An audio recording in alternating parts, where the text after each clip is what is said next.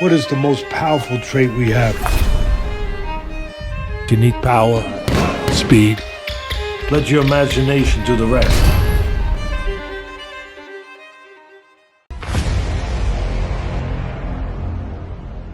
Boxing King Media, Ben Shalom. It's absolutely freezing, but what a night in Barnsley. Unbelievable. Yeah, when we started with Callum, to think that we'd end up here, 15,000 tonight.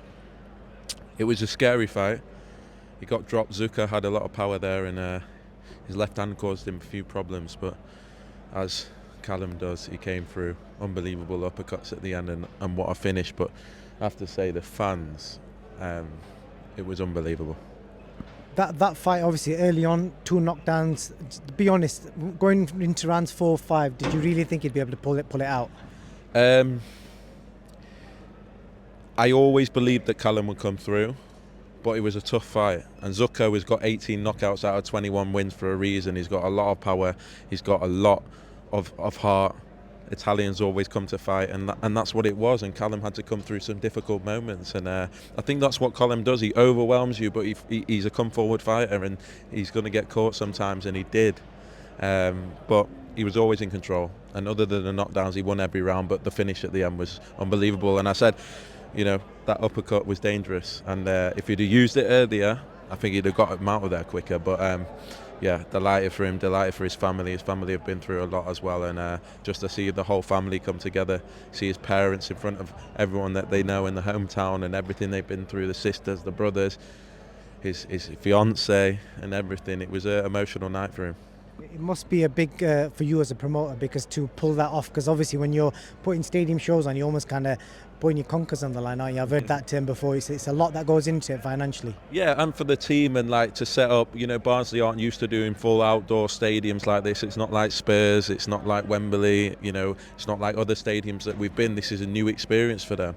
That takes a lot of work. So the team, everyone, to take a homegrown lad like that and take him to his stadium and do a full capacity was pretty special. As I say, small hall kid that's come from the small hall, that's worked for everything he's got, wins a European title in front of his home fans, and as you said, as a promoter, you can't really ask for much more. Next for him?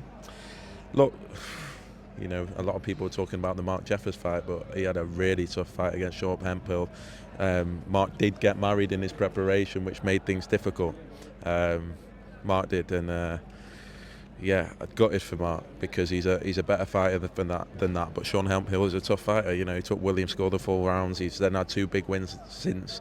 But for Callum, look, the ideal is to be back here next year for a world title. But he wants to step up now. He wants the big names. I think we're looking at Sheffield in September.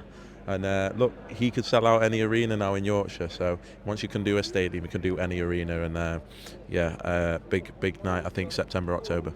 Especially when it's an entertaining fight. Quick question for you. You've done a lot of stadium shows and a lot of big shows. Where does this one rank?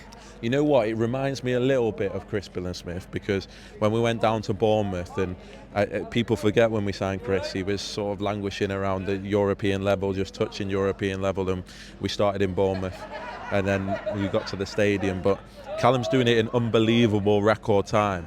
To be doing it for your European title, I'd try and think of anyone that's headlined a stadium show for a European title. That's how early he's doing it in his career. So I think for that reason it has to rank up there. Obviously, I'm a northerner. I'm not from far from here, and it's good to hear some friendly accents. And yeah, it was a special night. I think yeah, it's right up there.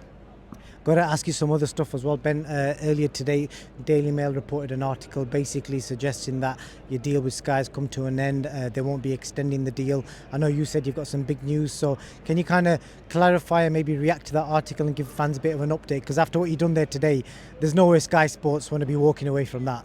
Look, I think it's clear in the articles, even those guys that are trying to bring us down, that we're still in discussions. And there's still some big news for us to come. Obviously, we had a standing start, and we built some unbelievable stars, unbelievable regional stars, unbelievable Olympians, all now getting to the biggest stages of their career and putting on the very biggest nights. But we want to grow. We want the biggest budgets possible, and we want the biggest nights possible, and that means, sometimes you have to look out there and take take the best thing for your business, and I'm sure ourselves and Sky Sports will have a big future.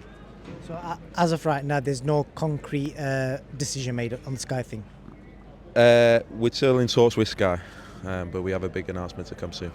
I've got one question for you, because a lot of people have suggested this, is that if say for example you don't have a set TV deal, does it affect your contractual situation with some of the top stars you've got? No, we do, and we will be announcing something very soon. So look, we built our fighters from scratch, and it's been a long journey to now. And as I say, sometimes people, I think, forget where we come from, and we're one of the major promoters now in the UK, putting on the biggest shows, and it's going to be as big a end to the year as it was to the start of the year. Last question for you. Fabio Wardley, after losing I think most of the rounds in everyone's opinion, knocks out Justice HUNI. A reaction to that?